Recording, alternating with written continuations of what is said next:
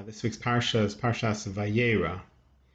In it, the Avraham has just had a circumcision. He's speaking to God. He sees three nomads in the desert. Very famously, runs out, promises them a little bread and water, but actually makes for them a wonderful meal. Of course, one of them announces the birth of Yitzchak, and the other two go with Avraham to save Lot from Sodom. God tells Avraham about Sodom. Avraham argues for Sodom, and then Avraham goes with the two angels to save Lot, his nephew, from the destruction of Sodom. And then in the end of the parsha, we have the Akedes Yitzchak, the binding of Isaac. I want to focus in on the story of Sodom for a moment. There's a perplexing thing that we all know, and that is that when Lot and his two daughters are running away from Sodom, they're told by the angels, Al tabid acharecha, don't look behind you. Because everything's being destroyed. Keep going. The actual language is Vayomer himaleit al nafshecha, flee for your life. Al tabir acharecha, don't look behind you. V'al tamod b'chol kikor, and don't stand anywhere on the plain. Run to the mountains. Run away from Sodom. And it's kind of perplexing. We take it so for granted that she turns into a pillar of salt. Everybody knows that. Every child knows that. And so we sometimes forget to ask the question of, isn't that very strange? If God wanted to punish her for looking back, why not just have her die or something like that? Why? And nobody else in the Torah dies by turning into a pillar of salt. It's something seemingly supernatural, and the Torah doesn't usually want to do supernatural things, especially something like turning into a pillar of salt just seems so perplexing and connected to nothing. What is that really about? I think in a way, if you look at Abraham and you look at Lot, they start to lead lives together, and then they lead lives that are very, very different. They start in parallel and then go perpendicular. Lot goes down to Sodom, Abraham stays where he is. And the first words, of course, that introduce Abraham to us at the end of last week's parsha are Lech Lecha, go. Abraham goes. There's movement. For Lot, he goes to Sodom and he stays there. And we see that in this story of saving Lot from Sodom, there's a lot of trying to get Lot to move, but it's not very easy. For instance, when the angels say to Lot, you better leave, we're going to destroy Sodom. So Lot says, you know what, let me go to Tzohar. There's this city that's outside of Sodom, but it's actually part of Sodom. Can I go there? And he sort of asks them for that and prays to them for that. And they allow him to do it, and then he has to kind of move on as they're going to destroy that city. So you see, he doesn't actually want to run away from Sodom. He really wants to stay in Sodom. His sons-in-law think that he's kidding around, and they actually don't leave with him. They seem to die in Sodom. It's just Lot and his daughters, as we know, who end up in a cave in the mountains. The Torah itself uses the phrase vayitmama, and he tarried. And of course, there's a famous trope mark on it, the shalsheles, which is the longest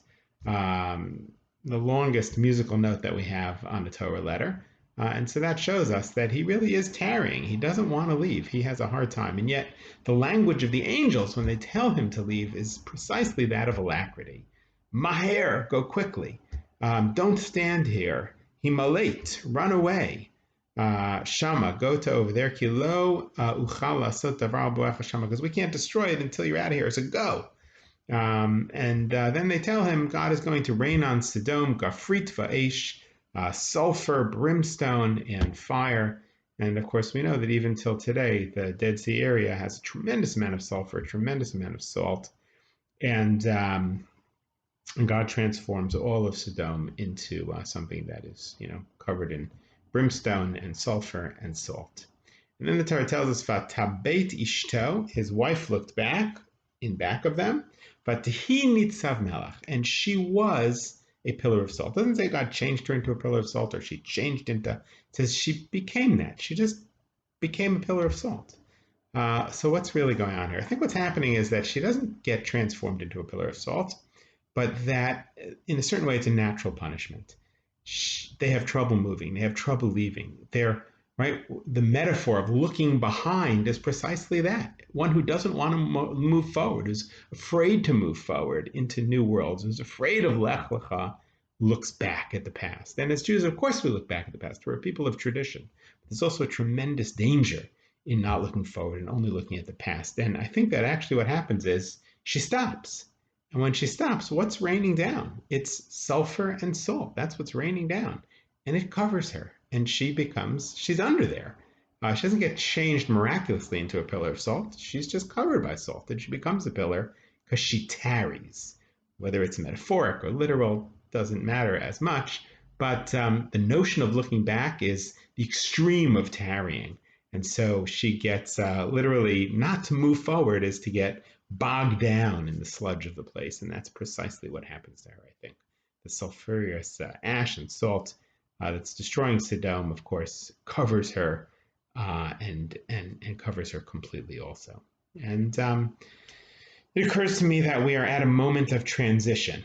We're all waiting with bated breath, at least at the moment that I'm recording this. We don't know who's going to be the president of the United States. On the one hand, that's a very, very big deal. On the other hand, we have a tradition that God works in mysterious ways through heads of state. There's a commentary on Navi that says that, and we have to have a certain amount of bitachon, a certain amount of trust, and we have to look forward.